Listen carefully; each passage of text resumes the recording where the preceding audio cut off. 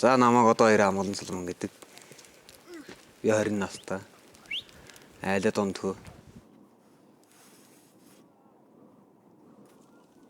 За би одоо цаатанд амьдардаг гэх юм аа. Цаам алладаг, тайгад амьдардаг. Байгаль амьдрах нь байгаль өөрөө надад таалагддаг. Байгалийн орчинд ер нь амьдрахад агаар сайтай.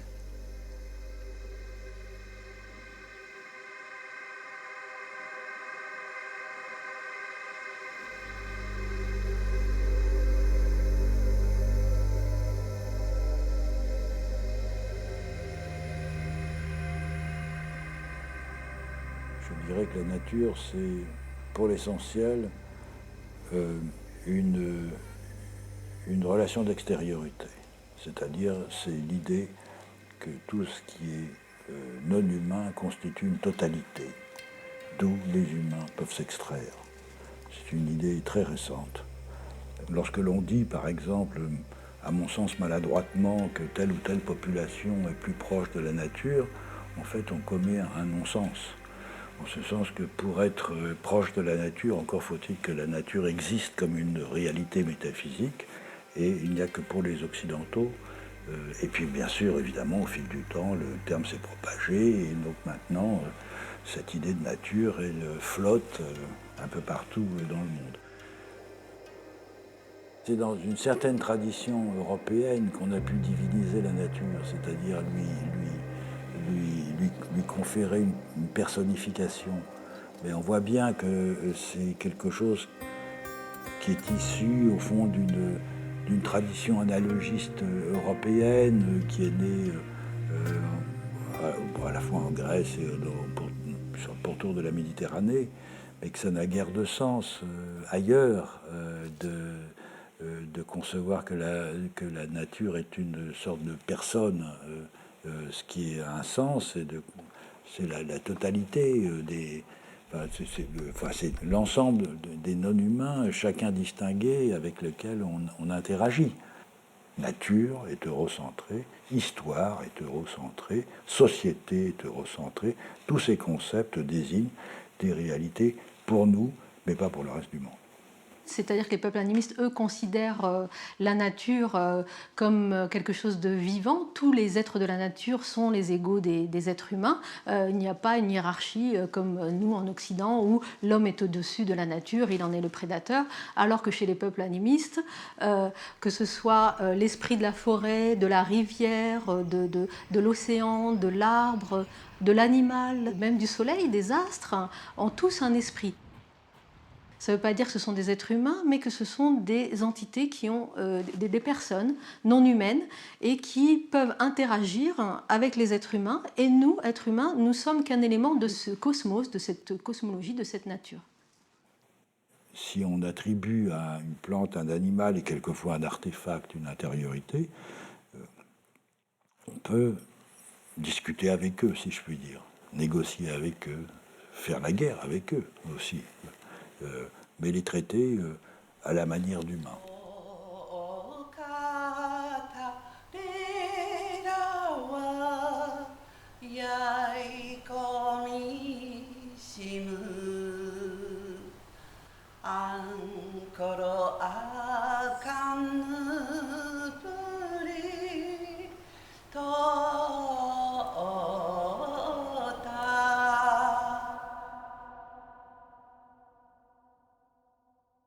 « まず最初に言いたいことはカムイ神は、そこに魂として存在するということです。目には見えませんけれども、とても近い存在であるということです。はい、カムイは、風の神、山の神、海の神、雲の神、それからもうたくさんの神々がいます。病気の神もおります。僕はだからそれが神だと思ってますね。カムイっていうゴッドっていう表現があまりちゃんと正解だとは思わない。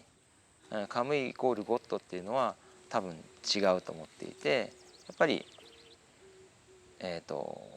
僕らと同じような目線の人たちがいて、やっぱりそれぞれに敬意を払って、でその敬意をちゃんと礼儀をして、その礼儀のお返しに物をもらえたりするとか、そういう付き合いをするのがアイヌのスピリッツだと思ってます。だから僕は森が怖くないし、なんか見てもらってる、いつも見てもらってるから、あまり怖いと思ったことがない森を。だからリスペクトを失った時に、我々からのリスペクトが、敬意が失われた時にしっぺ返しが来る。まあその山に最初に山に入る時に、その山のその神様、山を守っている神様や森にいる動物たちにも、これから私たち人間が入るので、必要なじゃない、山のものをね少しもらいに来たので、どうかそれを自分たちに授けてくださいという挨拶をして、動物たちにも山のものをもらいに来ただけなので、何もしないのでどうか取らせてくださいと、動物たちや山の守ってる神様たちに挨拶をして、それから入らせてもらいます。取らせてもらいます。それはやっぱりうちの母とかで、山に行ったりした時も、山に入る前に川を渡っていく時は、その水の神様とかを通して、火の神様、水の神様を通して山の神様に挨拶するということは小さい時から見ていたので覚えてます。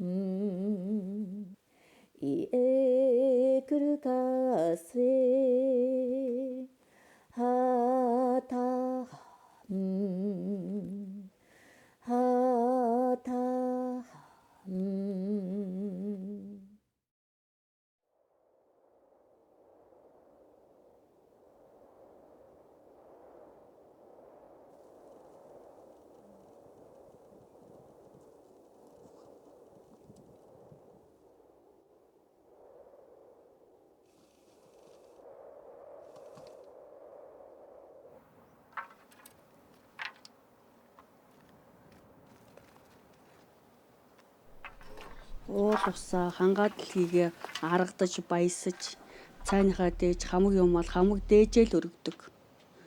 Дэнийгээ аргадаж одоо уул усаад нэгсэнд аргадаж зөөлөн байгаасай, мал хойгийн минь илүү их таргалуулж өгөөсэй, их сайн дэлгэнж өгөөсэй, одоо үүс ногоосаа ургаасай л гэж залбирдаг шүү дээ. Төгшрөн шүү дээ.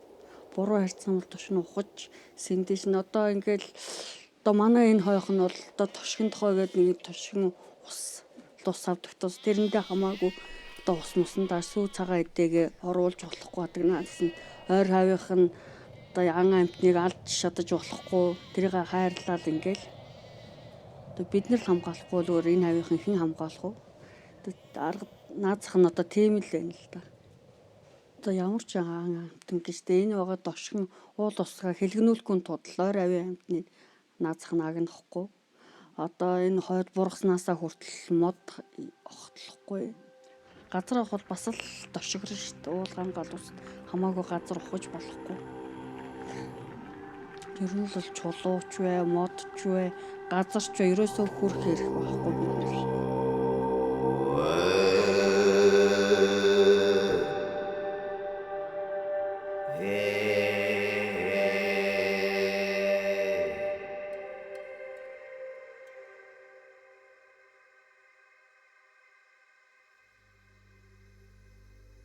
I think the indigenous ways of understanding how to prioritize and live together with the land, because there's like the fourth wall with performance or whatever. The land is like almost like another person. Like we're like, there's like people and we relate with each other, but then there's like, we have to treat the environment almost like it's another human being.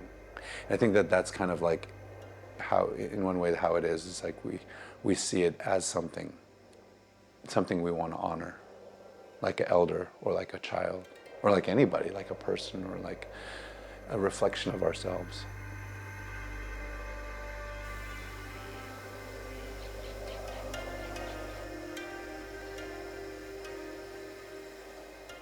Цаатан гэдэг маань одоо тэгэл цаагаа маллаж л одоо яваа хүн л одоо цаатан юм л да.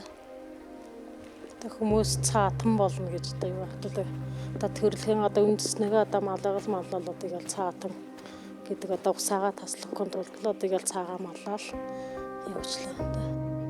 Тэгээ бас ал цаагаа хариулна. Одоо тэгэл ус төлөө модноо ажилтаа тэгэл гэр орногоо талах тариагаа хийж тийм л одоо ажилтаа байна да. Тэгэл өдөртөө тийм ажиллагаа тийм л ажил байна өөрчлөлт юу вэ?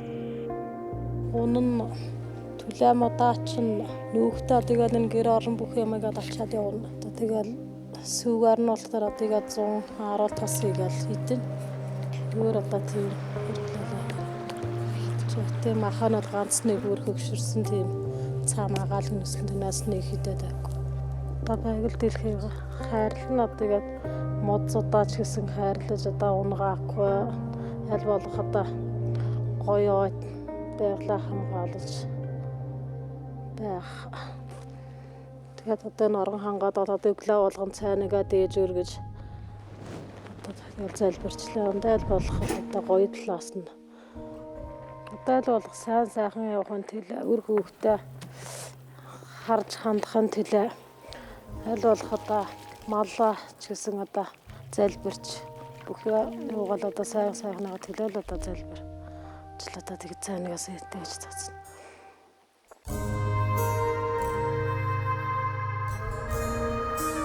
Everything has a purpose. It's just like this, when this high water comes and there's things floating around all over, and everybody's talking about the flood and how pain in the rear end it is. And Mom said, "Oh, that's just," they always say nakaltani, but that's just God cleaning His house. So so it's there's just in little bit of things that they say, it always has to do with nature. It's how you respect it. What do you do to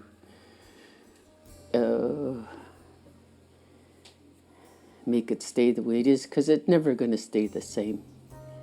There's always this evolution of things constantly changing. It's just like these trees growing bigger than they did in the last 10, 20 years. So it's everything's never going to stay the same.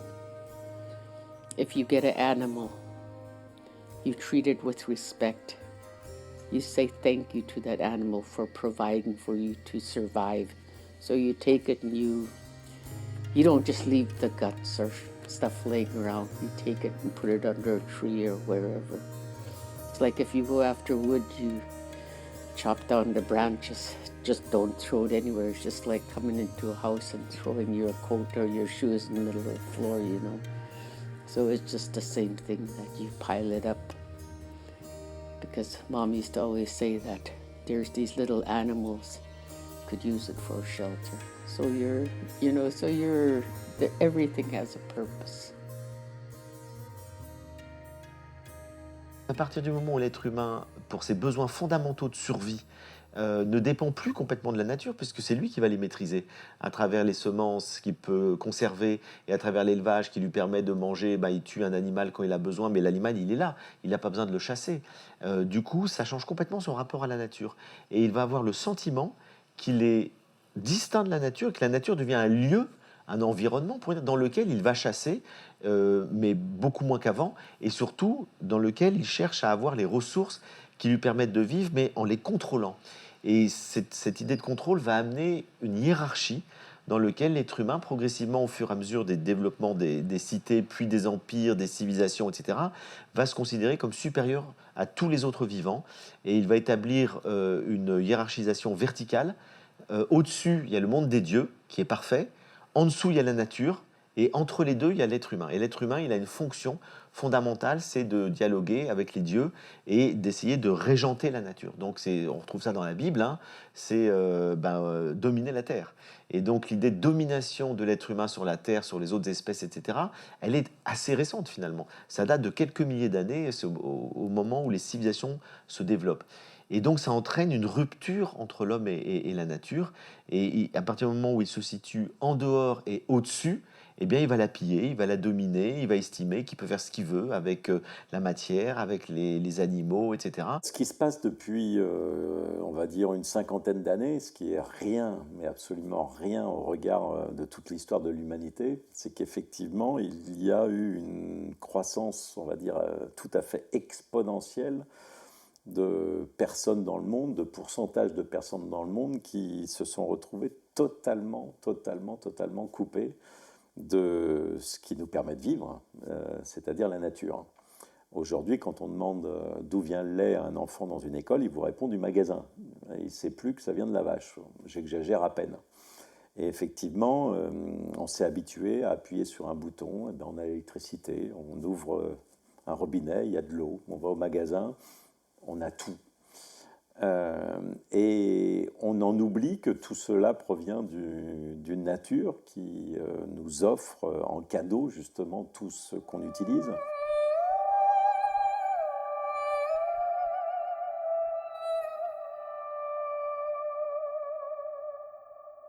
Des personnes qui vivent auprès d'une forêt savent que s'ils coupent tous les arbres, il n'y aura pas de renouvellement. S'ils vivent au bord d'un lac, ils savent que s'ils pêchent tous les poissons, ils ne pourront plus se nourrir.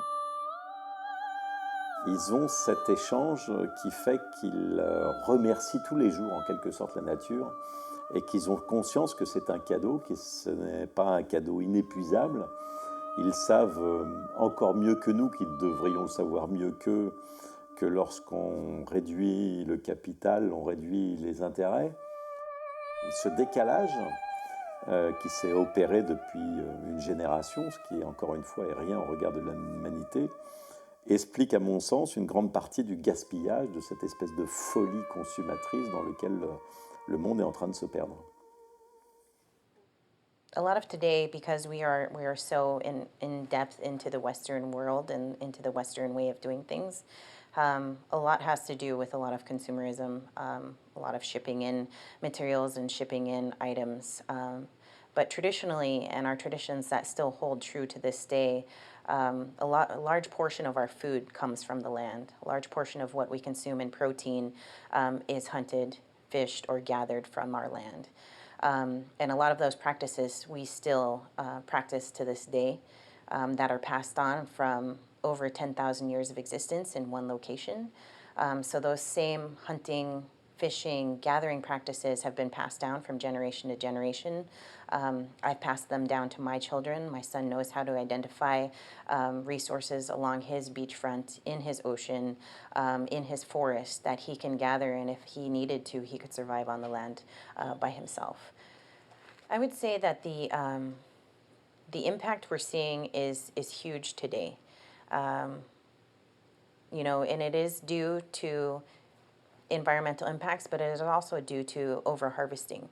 A lot of the resources that maintain our livelihood and our way of practicing our tradition and our way of life are being harvested by non-natives here in Alaska, especially in southern Southeast. So our salmon, our halibut, you know, those things that we depend on as Native people, those are being over-harvested, but it is also due to climate change, and it is also due to the changes that we're seeing with the warming of our ocean.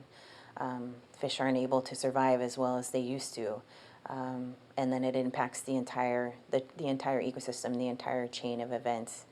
I will say that we have always seen those resources and those ways of our life as being intertwined in who we are. It is not something that we see separate from us. So when we talk about protecting the salmon or protecting the forest, we don't see it as it's something that's important. But if you were to take a look at it in a protection of our native values, our traditional native values, because everything we did and everything that we practiced was so interwoven with the environment around us, that by protecting native values, you're protecting an entire ecosystem and not one species. Well, Alaska is literally on fire right now. A lot of our state is up in flames with forest fires. In Southeast Alaska, where it is traditionally a rainforest, we experience droughts in a rainforest for the first time, and I can't tell you in the history of my knowing of that place, that we had never experienced droughts before. And because I live in a rainforest with giant cedar trees and giant trees everywhere, if we were to experience one fire, our entire region would go up very quickly and there would be nothing left. It worries me to think that my children and my grandchildren won't be able to practice the same type of harvesting, of fishing, of hunting that my ancestors have. That my children are growing up understanding and knowing that connectedness to the land around them. It's going to change. I have no doubt it's going to change. It scares me to think of what it's going to change into. But I do know that as Native people, we're not going to go anywhere. That this is and always has been our home. And even if we end up with very little resources, we're going to have to find a way to adapt. And what that adaptation looks like, quite frankly, it does scare me. そうですね。それは北海道限らず地球全体があまりにもその文明が進化しすぎて、合理性を求めちゃうと結果的には自然破壊になっていくし、バランスを崩してしまう。どっかにそういう問題が生じるってことはあると思います。自然の力っていうのはどんなに科学が進歩しても逆らうことはできないと思うんですね。むしろやっぱりアイヌ民族自身が自然の中で共生してきたっていうのと同じようにどう被害を最小限にとどめるかっていうことの工夫でしかないと思うんですね。だから無茶な開発行為をするとか、そういうのよりも、まさに自然との共生っていうのが一番大事なのかなとは思います。もちろんその通りですね。ただそれはアイヌに限らず日本人であっても古い地からもともとなんていうのかな、日本人であれ、あるいはその海外の先住民族であれ、もともとは皆さん自然と共生してたと思うんですよね。ただそのバランスが少しずつ崩れてきている中で、今でもアイヌ民族は自然と共生する意識があるんだというふうには認識しています。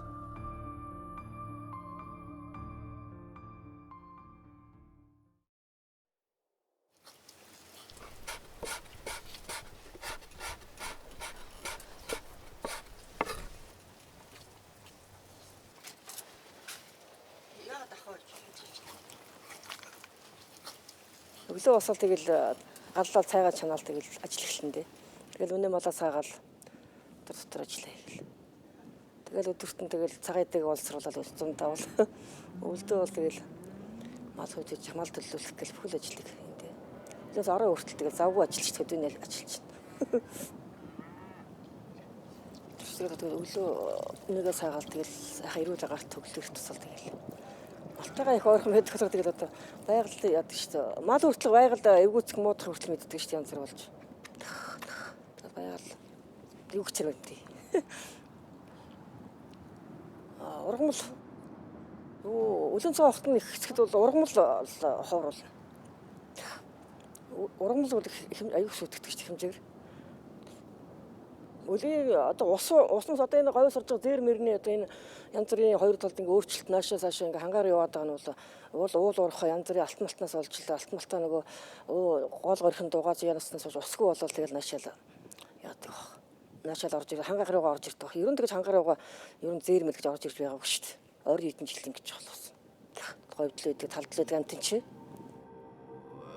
Санаа зовлгүй яах вэ? Тэгэл бидний чи ингээд өө яаш дээ. Ус ургамлаач бас үтгэж шүү дээ. одоо үйлчлэлтэнд аяг хөлөж байгаа шүү дээ. Нугаа хөлөж байгаа. Үс сургамжлах үтгэн тэрний хөлөөр бас үс сургамжлах уу. Тэр нь яд шүү дээ. Энэ зэрнүүд чинь энэ урд хэцтэй байж байгаа жоохон наан байж байгаа л дунд хэрэгтэй байж байгаа гол руу туул руугаа орж осоод байгаа. Тэгээ эргээд урагшаад. Мэдгүй үнцгийг ухаж иддэг л гэдэг шүү дээ.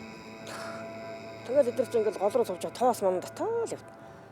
Тэгэл тэрний чи яагаад нэг өвлжээг болгож байгаа. Үс сургамжлах чинь тэрний хөлөөр унаал идэж ярьдаг л.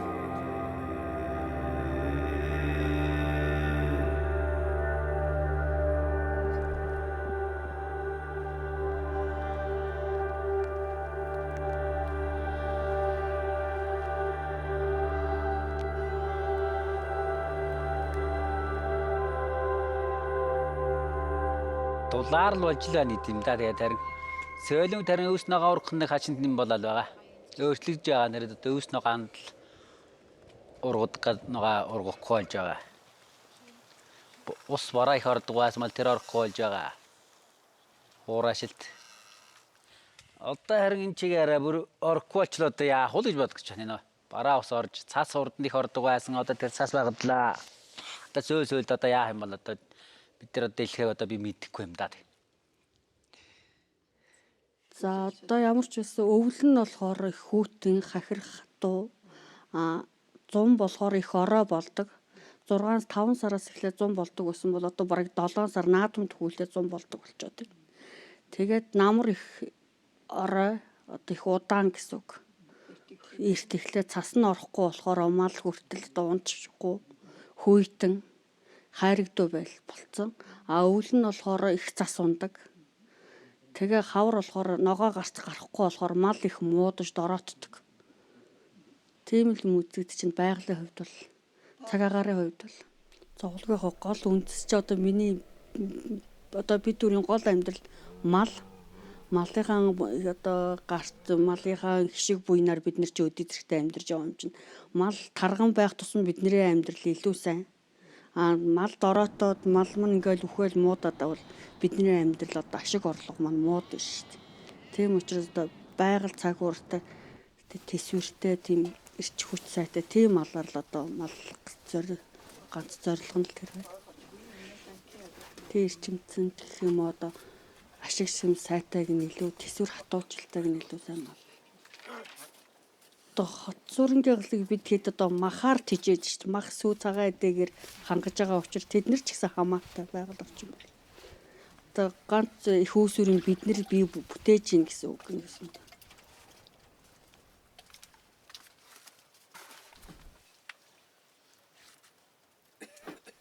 Mais on a plus conscience que c'est l'intégralité de la nature avec ses écosystèmes, ses fonctionnements cycliques, etc., qui nous permettent d'avoir toute la vie qu'on a là, actuellement aujourd'hui. Or, encore une fois, le vrai problème, c'est qu'on continue de vivre dans un toujours plus, avec toujours plus de production, de consommation, etc., alors que les ressources de la nature sont finies. On est dans une planète finie, on n'a pas 15 000 planètes à notre disposition, donc il va falloir changer profondément de mode de vie, puisque actuellement on est dans l'illusion que les ressources de la Terre sont infinies. Lorsqu'on n'a plus conscience de ça, on ne peut plus du tout se sentir relié et tributaire et en gratitude vis-à-vis de la nature. Le rapport qu'on a avec la vie peut être fondé selon un mode qualitatif ou quantitatif.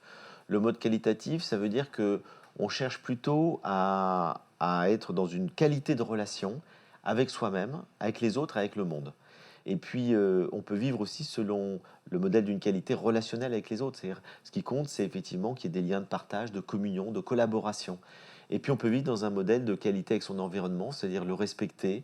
Et on voit très bien que les peuples premiers, quand ils vont chasser, ils prient, ils demandent pardon presque à l'animal qu'ils vont tuer, parce qu'ils le considèrent que c'est un don, que c'est un échange, et qu'eux aussi, un jour, ils mourront et que la nature prendra leur corps. Donc finalement, cette qualité-là, elle est typique de tous les peuples premiers, alors que nous, on vit plutôt dans la quantité. C'est-à-dire qu'aujourd'hui, le rapport, il est quantitatif. C'est le rendement, l'efficacité, le chiffre, l'argent, le plus. On pourrait dire d'un côté, il y a le mieux-être, d'un autre côté, il y a le toujours plus. Et dans cette logique de quantité du toujours plus, elle est totalement destructrice de la qualité. Nous jugeons de ce qui est normal finalement, de l'environnement normal d'après ce que nous connaissons de notre enfance. Donc on peut se dire que plus nous avons eu, étant enfant, contact avec une nature pas trop bousillée, plus nous serons prêts à critiquer des détériorations. Au contraire, plus d'emblée nous aurons vu un environnement naturel dégradé, moins finalement nous aurons tendance à nous mobiliser pour le défendre. Il y a ce qu'on appelle une amnésie environnementale qui fait qu'on se réfère sur l'état dont on a souvenir.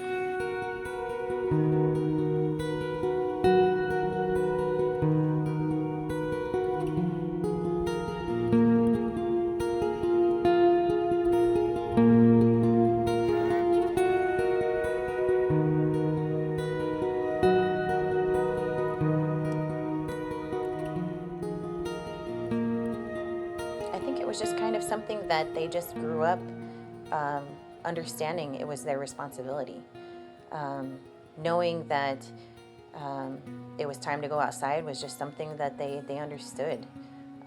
My son, for instance, he just turned 13 this year. Last year was his first time going out and harvesting fish for us. And providing for not only our family, but our extended family. And it was the first time that he'd ever experienced that. And so when he started providing food for everybody, he became a man. And we celebrated that through ceremony with him. And the sense of pride that he took in knowing that he was now a man, that he could now not only provide for his immediate family, but his extended family, gave him the biggest glimmer of pride I've ever seen in my son. And that knowledge and that understanding is just something that we grow them knowing. It's not something that we knowingly give that opportunity of learning. It's just something that we show them by demonstrating. It's time to go outside. It's time to go pick berries. It's a learning experience for them in however they choose to take it. We don't define it for them, but we allow them to understand for themselves what that means for our people and what it means for the future of our people. And so outside gathering is in a cyclical nature for us, a seasonal, for the various resources that we gather. So starting in the springtime, they're up and it's time to start gathering. And there's a lot of play when it comes to how they start when they're little. That allows them to see the beauty in it, but also in practicing that ceremony of what it means to go out and gather and what it means to go out and harvest every year. So if we're building play when they're still little into the same practices that they will continue on for their entire lifetime, it allows them to see that fun and joy in what we're doing.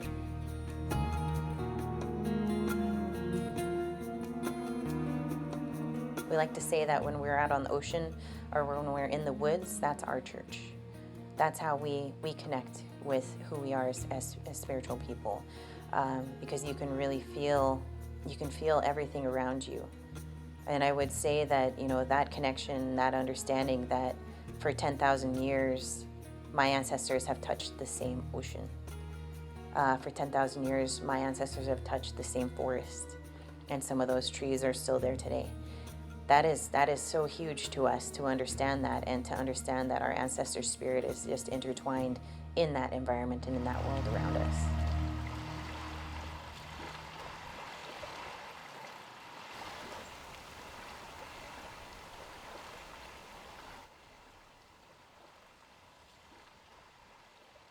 I always think about, when I think about nature, I always think it's nice to be out.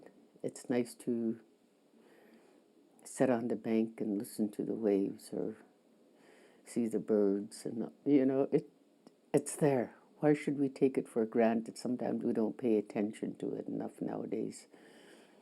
And so I think it's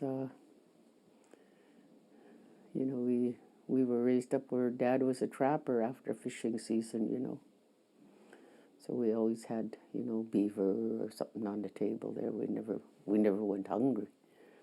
We didn't know what candy and all that good stuff was. That was no good for us. Lucky we didn't know it, but You know, we had a good life. I think anyway, it is a life that I cherished with raising up with my parents. I guess we never really thought about hard times because, you know, we never thought about being poor. There was no such a thing as poor at our times, you know. There was always food on the table. We had a roof over our head. Even if we'd had hand-me-downs, we were still warm and clothed and went to school and had a good time driving dogs and making fish holes and going trapping with my dad. And so it was a good life. It was a carefree life. Everything we've done, every season has something that you do to survive. Summertime we put up fish.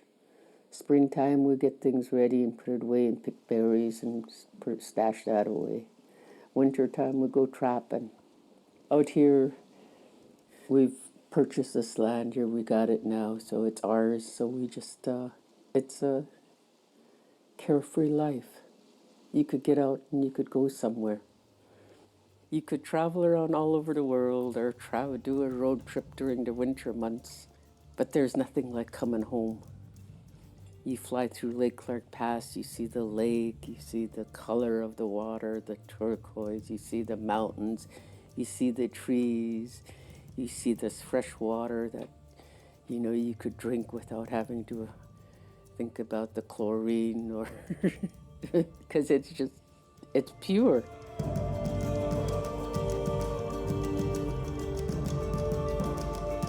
Come back to your roots, reconnect with the family, reconnect with the land, reconnect with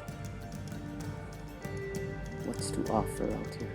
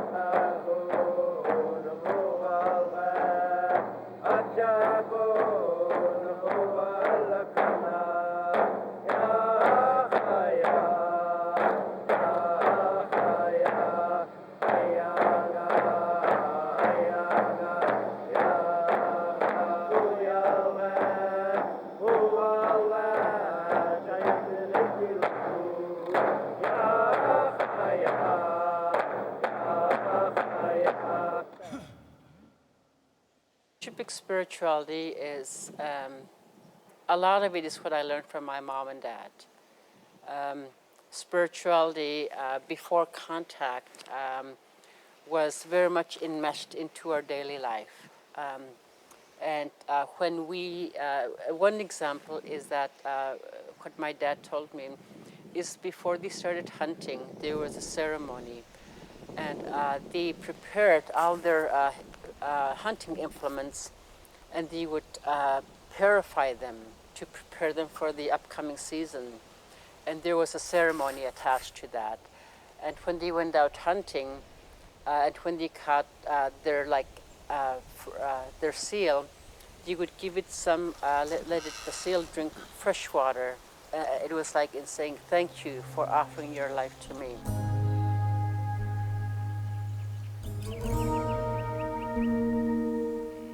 The earth is very much suffering. It's a man that's what the man is doing to Mother Earth. It's not what Mother Earth is doing to us.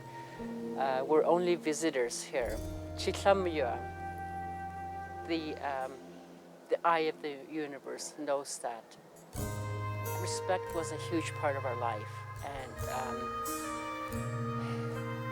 we need to go back to that.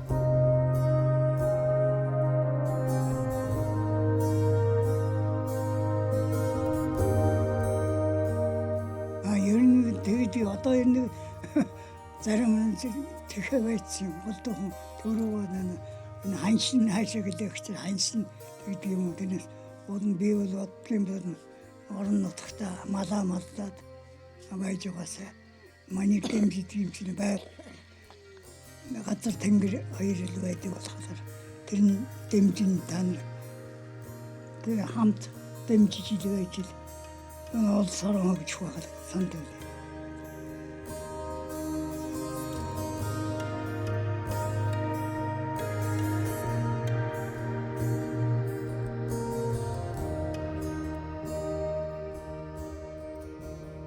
On a tellement voulu séparer les choses qu'on l'a séparé aussi à l'intérieur de nous. C'est comme si on disait, bon, on a une tête, un cœur et un corps. Voilà. On est fragmenté. Voilà. Donc l'idée, c'est de remettre du sens et de remettre une unité dans toute cette vision du monde. Première étape, remettre du sens, c'est-à-dire pas forcément de mettre une entité, arbre, je crois en toi, tu es une personne, parce que chacun est libre, hein, mais au moins de se dire, bon, voilà, de réfléchir. C'est l'arbre est vivant, ça on le sait, la science l'a prouvé, c'est pas à discuter, mais de se dire quelles conséquences ça va avoir sur l'arbre ou sur mon environnement si je coupe cet arbre. Est-ce que je vais contribuer à la disharmonie de mon milieu? Est-ce que je peux faire autre chose? Est-ce que je peux faire autrement? Donc à nous de mettre de la conscience.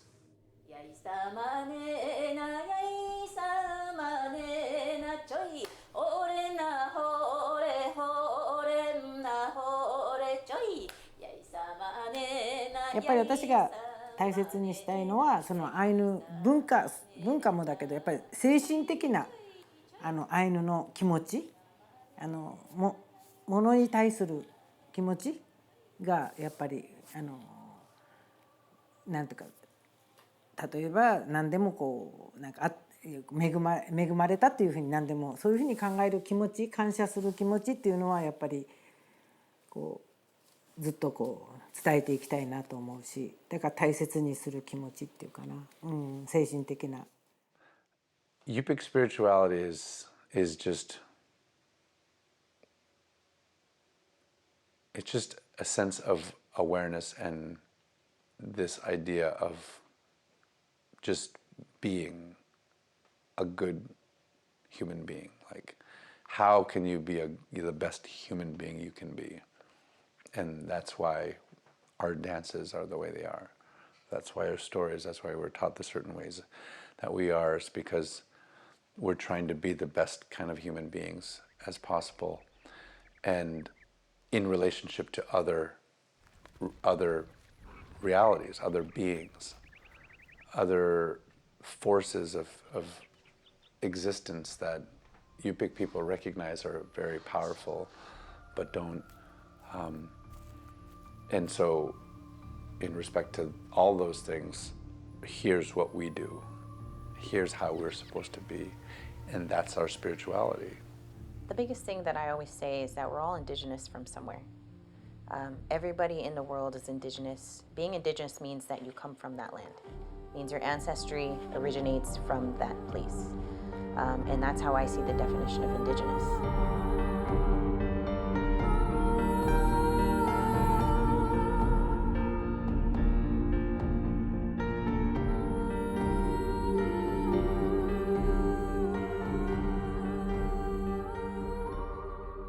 En fait, ce que je crois, c'est qu'aujourd'hui, l'humanité a fini d'explorer une phase de malheur et de destruction.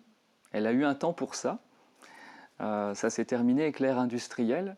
Et puis, je crois qu'aujourd'hui, on rentre dans une ère post-industrielle où l'humanité, autant a pu expérimenter sa capacité à détruire, et là, autant elle va pouvoir expérimenter sa capacité à créer aussi harmonieusement, en harmonie avec les autres formes de vie qui habitent la planète. Donc je crois que c'est un moment clé pour l'humanité de changer. Un peu comme le serpent ou le papillon lors de sa mue. On ne peut pas aller en arrière, il faut y aller. Et j'imagine fort bien que l'humanité se retourne, change radicalement sa relation au monde, ses relations intérieures aussi, ses relations entre humains, et que du coup, elle a un pouvoir de régénération de ce qu'elle a détruit sur la planète. Je crois beaucoup à ce que le mouvement ATD Quart-Monde appelle le croisement des savoirs. Et je pense que le croisement des savoirs, c'est une des clés de la gouvernance mondiale. Or, le croisement des savoirs, concrètement, c'est au fond le croisement des savoirs scientifiques reconnus, des savants, et des sachants. Le savoir scientifique, théorique, et le savoir pratique, de l'expérience et du vécu.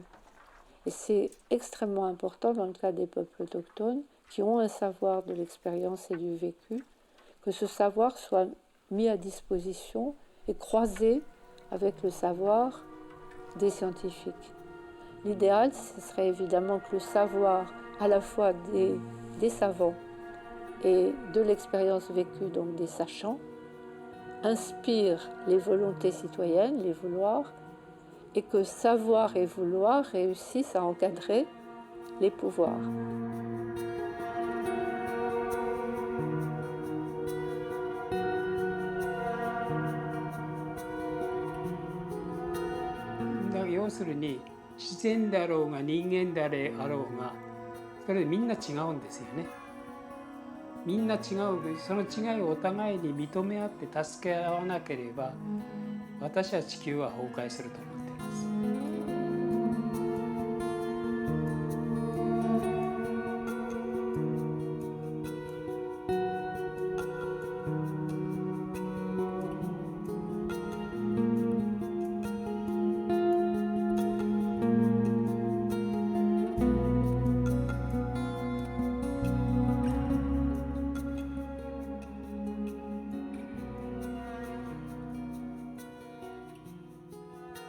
амьдралын ширээ бий бодчих.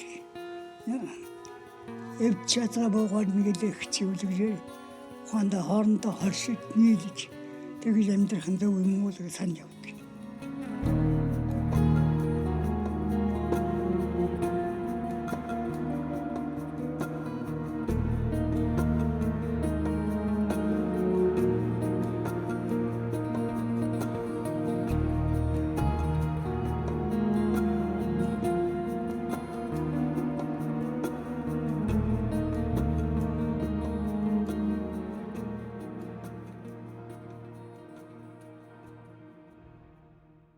En fait, il faut s'imaginer ça comme un réseau. C'est pour ça que le mot racine, je le trouve intéressant, parce que c'est un réseau aussi, les racines. Les branches sont un réseau. L'arbre de l'humanité, c'est un réseau. L'humanité est un réseau. Notre population, c'est diffusé comme ça. Et c'est comme notre corps. Notre corps fonctionne en réseau. Les parties, beaucoup de parties sont reliées les unes aux autres. Donc, c'est une vision globale. Et cette vision globale, holistique, du monde et du corps, hein, est reliée à l'interdépendance, c'est vrai, là-dessus. L'interrelation entre eux et la complémentarité entre chaque élément.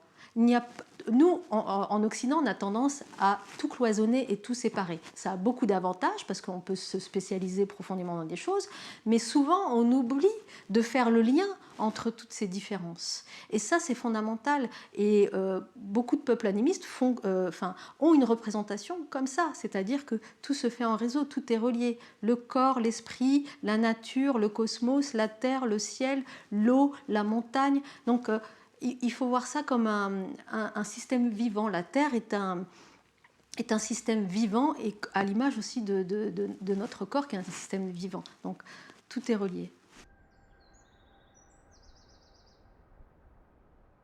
Quand j'agis, c'est ma créativité qui se met en mouvement, et c'est moins mes peurs qui sont là. Donc je crée. Et je crois que ça, c'est une forte pulsion de l'homme de créer qui le rend joyeux. Je crée quelque chose qui me rend heureux et puis qui du coup installe de la cohérence dans ma vie. Ce moment précis que l'humanité est en train de connaître, c'est une époque de défis en fait, qui est à la fois éprouvante parce qu'il y a des défis importants à relever. Parce qu'il y a beaucoup de travail, de transformation intérieure aussi de notre psyché, de notre relation au monde et extérieure, de réparation aussi des dégâts qu'on a pu causer sur la planète. Donc c'est un moment que je trouve éprouvant et en même temps très excitant, parce qu'il y a beaucoup à faire, on va vers quelque chose de nouveau, de plus lumineux, dans laquelle on peut investir notre créativité.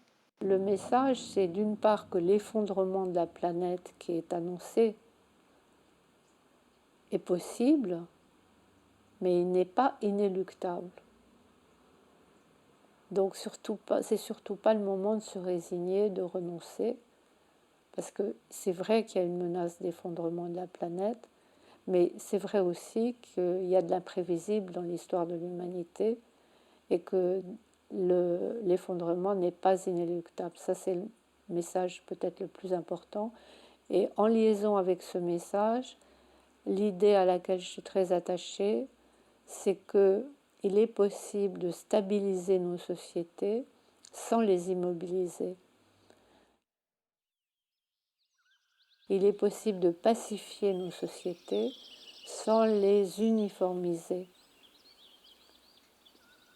C'est ça, au fond, qui transformerait la mondialisation sauvage en une mondialité pacifiée et pacifiante.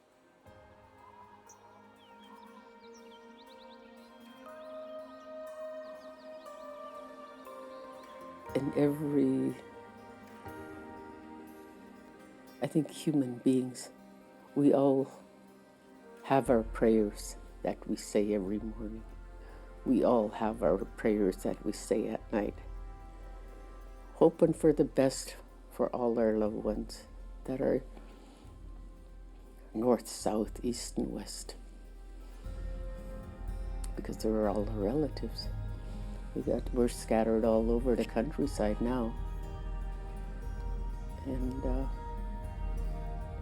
just hope for the best. And when they call, just remind them it's okay to come home and go eat dry fish with me. So that's all we could do.